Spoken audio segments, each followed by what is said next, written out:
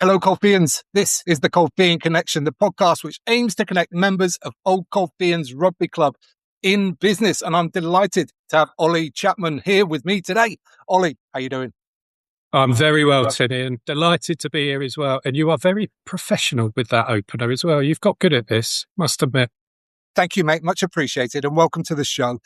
Now, can you kick things off and let everybody know just a little bit about your Old Colfeians Rugby Club history? You know, what sort of teams you played for, which era you were in, all of that kind of stuff. Well, my era probably spans a long time, to be honest. I started going down to the rugby club, Old Colfeians Rugby Club, when I was about 3. My dad used to play. He was captain of the third team. And I do remember going to watch him play down there. So he would have retired when I was probably about 4 or 5. But my uncle as well, Tom and Henry's dad, he was played. Yeah, my dad captained the 3. His age was a little bit better than that. And I do remember watching him play. I must have been 5 or so. And he lasted about 30 seconds and he broke his rib. And I came over in my little duffel coat and to ask how Uncle Aid was. And he said, "Go and get me a fag, boy." and I remember that vividly. And that's the only time I watched Adrian play. So I've sort of been knocking around since I was very young down there. I remember being in the old bath that used to be in the first team changing rooms. And in terms of my playing days, because there was no junior section there, so I did a lot of my junior rugby or mini rugby at Old Colfeians, but I made my debut for the first team and I think it was 1994. So I'd have been 15, and it was a Kent Cup game against the Isle of Sheppey. And I must admit, I was bricking myself. I'd only just started growing hairs, and suddenly I'm turning out with a group of gnarly men, and it was the likes of Dye and Spew, Sloppy, Woll obviously was playing, Benny Baker was playing, and I played fly half in that Isle of Sheppey game. And I might have to check the records, but I think I scored more points in that game than I did in the rest of my career in a single game. I was goal kicking in those days. So that was my first game for the first 15. And I used to turn out, if I didn't have a school game, I played in a few of the cup runs that they had as a youngster. And then our post-university, I went off to Leeds Uni and I played up there for the university and the Leeds Types and the North of England. I played quite a lot up north. And then I came back down south and played properly for sort of 15 years, of which a lot of it was with you, Timmy. So that would have been the early 2000s. But in that time, I would have played for all the teams and most latterly the vets, as unfortunately that's what happens when we get old and things slow down a little bit. And one of my last games was that game that went viral when Alan Nucky backheeled it over my head and ran the length of the pitch. So, yeah, I had a wonderful time with Colfs. Colfs gave me a hell of a lot, and I had a brilliant time. And it was my favourite era of rugby, to be honest. Yeah, amazing, mate. I didn't realise actually that you went back all that way back to being I know, it's scary, isn't it? Scary. Yeah. Scary. Good to know. Okay, but that was the rugby. Let's talk about the business, because that's the idea of this podcast. Yep. So, Ollie, what is your business? What do you do?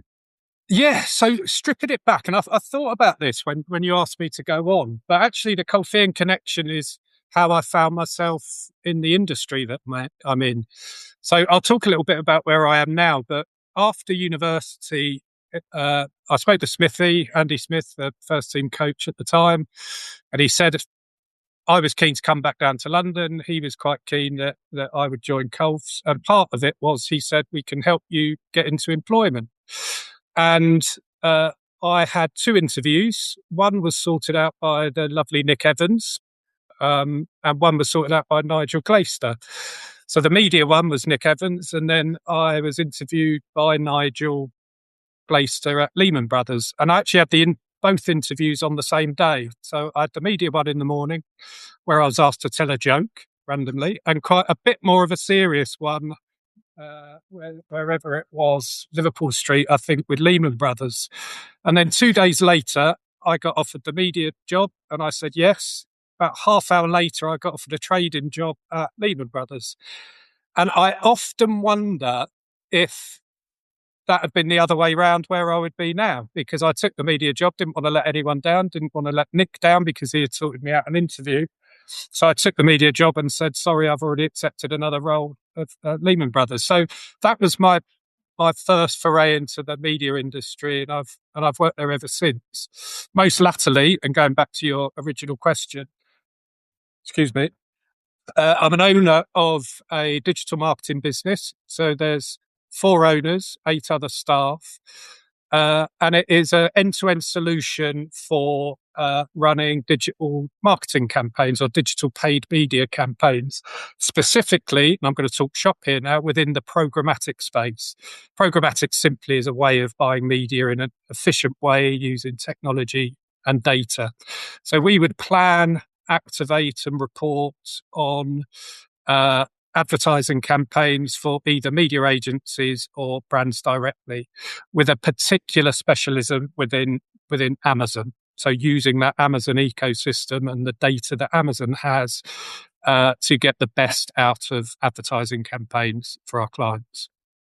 Amazing. That's a real sliding doors moment you had there, right at the back. It is. And I think about it probably more than I should, about what would have happened. So many things wouldn't have happened in my life if it had been the other way around, because I wasn't the sort to, not stick at something. So we'll see. But I've had a great time in the media industry and a great time at Plug. Plug Media is the name of the business that I'm an owner in now. But yeah, great bunch of people. Okay, so let's dig into the detail a little bit more. You said within the Amazon ecosystem. So is that purely Amazon adverts that you're sort of producing? Or how does No. Yeah, so very good question, Tim. So Amazon has a wealth of data. So if you think it's not just a shopping site, so if you think what people are buying and browsing, that's incredible data, because you can begin to build a persona of someone based on their shopping habits. But they also have things like Audible and Amazon Prime Music and Amazon Prime Video. So based on what you are watching or what you're consuming or what you're buying, Plug Media can use that data to put an advert, could be anywhere on the web, outside of the walled gardens, outside of Meta or LinkedIn, etc. But Amazon also own their own ad platforms. So it might be using that data to put an ad on Amazon Prime, or using that data to put an ad on Netflix, for example. So Plug Media doubled down a little bit when it first launched in 2017 on Amazon. It was a slight gamble at the time. Amazon didn't really have an advertising product or a developed ecosystem. So developing expertise as one of the first partners of Amazon in that ad space was either strategically brilliant or very lucky.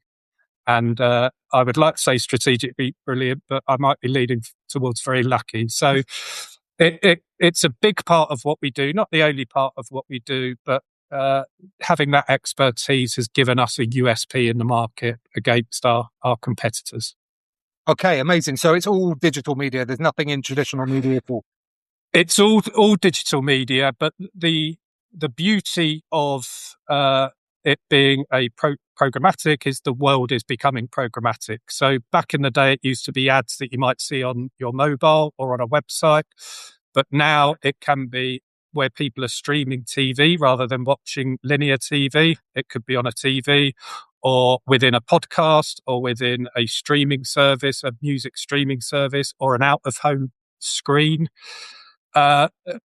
So the fact that everything is now becoming digital, it seems, and that's where the growth is coming for advertising, puts Plug in a very strong position for that. And doubled down with the fact that Amazon is a Goliath, and we're experts in that. It's put us in a decent position, but we're a small company. There's 12 of us, and it has benefits of being very agile and we can make decisions very quickly. We can turn things around very quickly, but it's a very exciting space to be in within that part of the industry. Yeah, it does sound very exciting. I'm very interested. Tell me a little bit more about how you decide which adverts go where. So, and actually, that's quite a nice segue. We've been ahead of the curve in a lot of the things that we've done, and we invested heavily within AI. So all of our data sits within an AI planning tool. All of our API feeds feed into this AI planning tool. Uh, Anytime we get a brief that I want to target people who are in Southeast London who play golf, we can tap that into an AI planning tool.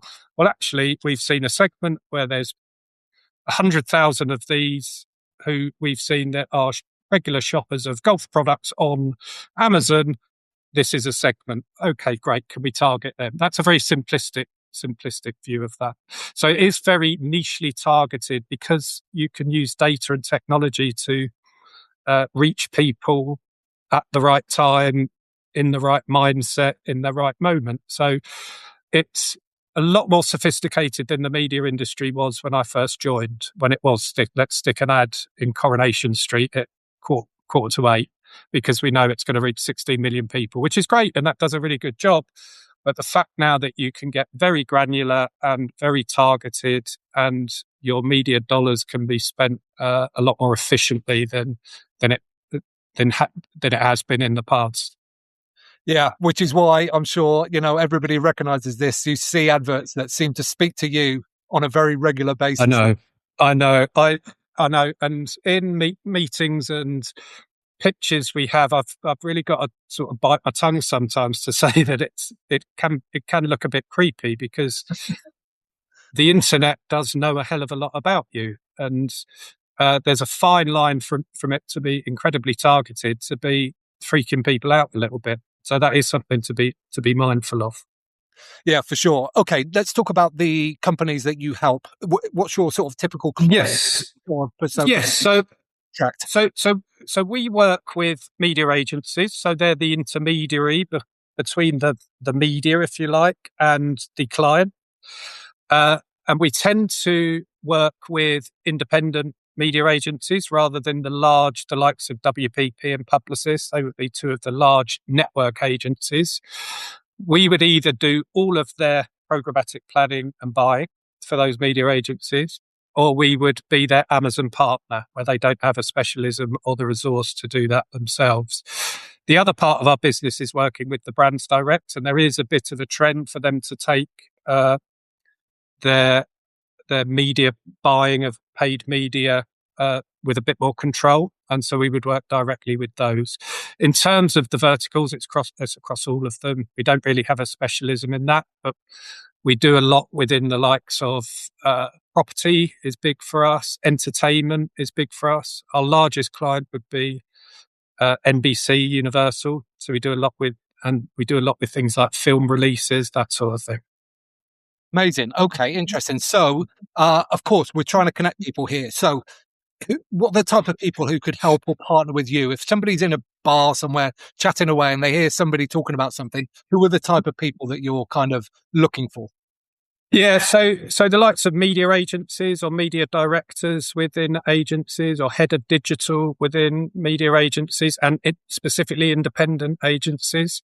And then with the client, people who work for the brands themselves, things like CMOs, marketing directors, digital directors, heads of digital marketing managers, they would all be stakeholders that we would work with. So yes, if there is any of those and you'd like to hear more, we would love a chat.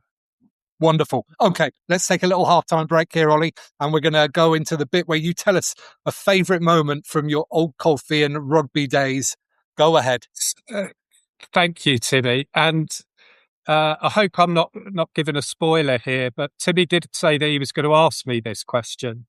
And about an hour ago, I was racking my brain because there's so many to choose from in terms of Old Colfeians. And as I said, I've been down there a long time, but obvious ones, tours are always such great fun. And we went to Australia together, like real life-changing experiences. And then we had some amazing away trips and the likes of Cornwall, those trips that we had to Cornwall were incredible. I was also lucky enough to play with my cousin Tom Chapman, and we played 9 and 10. That was a really special day for me. I was very much on the way down. He was very much on the way up. But we did manage to have a lovely game together. I remember him actually. It was one of the first scrums, and he was playing 9, and he was rapid, wasn't he? Well, still is really quick to me. And he said, "What do you want, Ollie?" I said, "Just run, pick the ball up and run." And he bloody did. He did, and he scored. So that was a special day. Sorry, I'm sort of going off tangent a little bit here, but what I thought of when you asked me this, and you were there, and it was when we won London 1, and I don't know what year that was. You would probably know, Timmy. 2000, 2001. Right, okay. So I probably only come back from university. That would have been my first year of playing.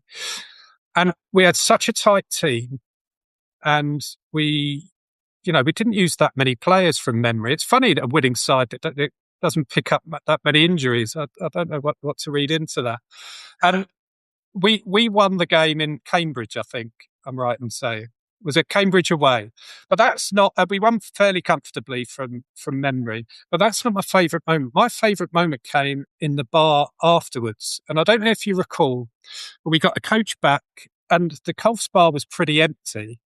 And it was just the players in there. And one by one, people were dumping their bags and walking into the bar. Everyone had a different song that people were singing. And it was the best time that I can remember at Old Colfeians. And that relief of winning the league and being promoted into the national leagues, that togetherness, everyone was, there wasn't that many people with kids. Everyone was out on a Saturday night. And that moment in particular will live long with me, that moment that we all had in the bar. It truly was a wonderful evening, and just the result of a lot of hard work and a lot of success on the pitch. And that for me was my favourite moment, to me. Lovely. That's just brought back a flood of memories for me, Ol. So we won the league at Havant, but we played against Cambridge. Sorry. We played Cambridge away the following week, so that's probably why you're... Right, okay, yeah, right, that was it. But we had the trophy, remember? That was Cambridge. That was Cambridge. Right. But so that day, I also remember Ian Martin hadn't been able to come to that game, but he did come to the bar. That was it. And we sang a song as he came in.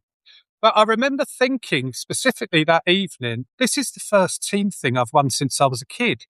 And now thinking back, it was the last thing that I won as a team. And you don't win much as a grown up, and you don't win much silverware. So I'm really glad that happened, and we embraced it and we celebrated, and it was a really special time with a lot of special people for me. Yeah, that was absolutely magic. Wonderful stuff. Okay, let's move into the second half of the show, Ollie, and this is where we talk about some case studies. So some examples of things that you've done where they've gone really well, or, maybe some where they were a bit challenging. Yeah, and you learn a lot from the fails. One thing that I have always taken pride in through my career, possibly when I've been in a position to make business decisions rather than individual decisions, is focusing on individual progression. And something that I've been particularly proud of in sort of the second half of my working career is looking after the employees that can really make a difference. And I've had I take a hell of a lot of pride in, going from interviewing a grad to seeing them progress and helping them along the way to senior management and even further now. And I've seen people that I interviewed, stayed with the company for a long time into senior management, and they're going on now to, set up their own companies, and seeing them flourish is such and knowing that you've had a helping hand in that, albeit a small part, is something that I've prided myself on in my career, which is a bit of a segue into something that I hope will be a big success. But Plug Media are a sponsor of the Robux Academy, which is a wonderful thing that my cousin Tom and his wife set up, founded, etc. It's for 16 to 18-year-olds. It's a pathway into rugby, and they have their own rugby set up. It's very well run, and Plug Media are a sponsor of that. And the main reason for that is that we want to help people get on in life, be it further education and into employment, and helping people along the way. And part of our sponsorship is meeting these players and helping them do that, be it whether that's for interviews, be it for internships with Plug, etc. This is the first year we've done it, but it's something that I want to do more of, and something that I think will be a long-term partnership with Plug and the Roebucks. But you meet some brilliant kids who just haven't had that opportunity. But rugby's given them that opportunity. So it's a lovely sponsorship, and there's a hell of a lot of talent there that if it wasn't for the Roebucks and the support and help they get from, be it investors, sponsors, individuals, etc., that their life might go off on a different tangent. So that's something that I'm really pleased that Plug are supporting, and I really see that that's going to bear a lot of fruit. From a business point of view, yes, it certainly could, because some of the individuals I've met are really talented and got a hell of a lot of potential in the business world, but also to develop them personally. The other thing that, and rather than go through how that might be a little bit dry for the audience, how we've benefited a client to grow their return on investment or reduce their cost per acquisition of client, etc. The other thing I love about Plug is, and this was before I actually joined, it got set up by an individual with an idea who was staring at a wall, and there happened to be a plug on it. So he went, I'm going to set up a company called Plug. With an idea and some balls. His wife was just about to give birth to their first kid, and he took the leap and did it. And as you probably know, Tunny, 9 out of 10 businesses and startups fail within, the first couple of years. So the fact that Plug has grown, and not only grown in quite tough conditions, but flourished and grown and doubled in size in the last couple of years, employed some really nice people who have stayed with the company, is testament to the people within the company, the fact that our founder had the balls to do it, and the fact that clients rarely leave us. We service well. And I see that as a really good success story in quite tough conditions. If you think back, COVID happened within that time, cost of living happened within that time, without getting political, but there's been, turmoil on that side of the things. Quite punishing certain decisions on small businesses from a fiscal point of view, all of that sort of thing. So to be able to weather that storm and still produce a very good solution for our clients and continue to grow within that dynamic is something I'm very proud of, and I deem that a big success. That is wonderful, mate. That is, really sort of heartwarming, nice story. And I can totally see how that origin of the company appealed to you. Yeah, massively. And it's a very tight knit company. We work hard, but we also respect people's life. There's a life outside of work, and I have an 11-year-old. I've never missed a sports day or parents' evening, that sort of thing, and that seeps through across the business. And I think if you give that element of respect to your employees, you get it back in spades. And it's a very good environment in terms of that, and we produce really good work. And as I said, it's seeing clients that we work with grow from acorns into sizable clients is testament to that. And as I said, it's very rare that we would lose a client based on anything to do with service or performance, which is always the sign of a healthy company. Yeah, wonderful stuff. Okay, let's take this to the bar, and just a quick reminder for people about who the type of people it is that you're looking for, who could Plug Media interact with. Yes, so anyone within a marketing team, within a brand direct, size-wise, probably tier 2, tier 3 sort of clients. Are we going to be the digital advertising partner for a Sky? Probably not. They might go elsewhere. So tier 2, tier 3 clients direct, within that marketing directors, digital directors, CMOs, or any sort of media agency or creative agency, even a search and social agency where we can bring something different. And that can be any level, the owner of the agency or a senior member of the agency, or even someone who's been there a year or two who wants to learn more about that. So yeah, any of those, it would be we would be keen to chat to. Wonderful. And if people are listening and go, I know a person, or, oh, that's me, what's the best way that they can get a hold of you? LinkedIn, probably. So Ollie Chapman, LinkedIn, that's probably the only social media platform that I contribute to and not just look at. We've got a new website, plug.media, so take a look at that as well. And that would be it. Or Ollie at plug.media if it's email. Lovely stuff. And I've seen your new website. It is an absolute beauty. It looks very nice. Thank you very much. That means a lot coming from you with your background to me as well. So thank you. Absolutely. So people listening, I'm going to link all of that in the show notes down below. So you can just go and get it there in your podcast player. And it's going to be on the Old Colfeians Rugby Club website as well, where there'll be an article all about this interview as well. So Ollie, as we take the taxi home, is there any sort of final thoughts or any last things you want to say? No, I think we covered most of that. But what you're doing here, I think, is brilliant because it got me into employment. It made me, a Colfeian Connection. Lots and lots of my good friends are Colfeians. My career was based on Colfeians. Some of my best memories in life is based from Colfeians, and not just Colfeians, but rugby in particular. So fair play to you, Tuddy. Really good thing that you're doing here, and I've loved being on. Lovely stuff, mate. Thank you so much for your time. It's been a pleasure talking to you. And people listening at home, thanks so much for listening to the Colfeian Connection. And get in touch with Ollie if you see a good fit for your business. This podcast is produced alongside an email newsletter that provides even more value and opportunity as well. And there's a link to that in the description down below as well. So go ahead and get yourself signed up and share it with somebody else. Share it with another Colfeian that you know. Ollie, just leaves me to say thanks so much again for your time today. Much appreciated. Thanks to me. Okay, and I'll see the rest of you the next time when we'll be chatting with another quality Colfeian.